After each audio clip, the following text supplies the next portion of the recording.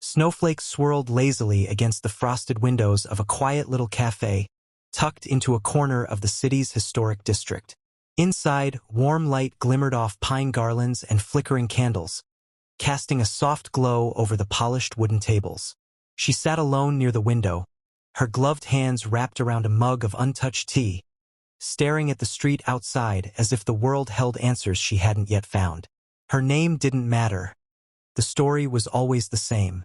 She had dressed carefully, rehearsed the right smile, practiced small talk in her head, hoping that tonight, finally, maybe, life would let her feel chosen. But as the door opened repeatedly that afternoon, each man glancing briefly in her direction and then walking away, the fragile hope she had built crumbled faster than the snow melting on the sidewalk. Her chest felt heavy with that familiar ache, the one that whispered she was invisible, unlovable, somehow not enough. She had spent years alone, recovering from loss, rebuilding herself after heartache, convincing herself she could survive without anyone else. And yet, in moments like this, surrounded by holiday joy that seemed to mock her solitude, she felt every empty chair and every ignored glance like a mirror reflecting her fears.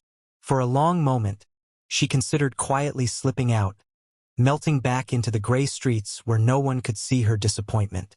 But just as she began to gather her coat, a soft shuffle of small boots caught her attention. She glanced down and froze. Two little girls, identical and radiant in red woolen dresses with golden trim, were standing at her table. Their tiny hands clutched matching stuffed animals, each bear worn at the edges, as though it had been a constant companion through many small adventures. Their eyes, bright, clear, unspoken questions lingering in their gaze, looked up at her.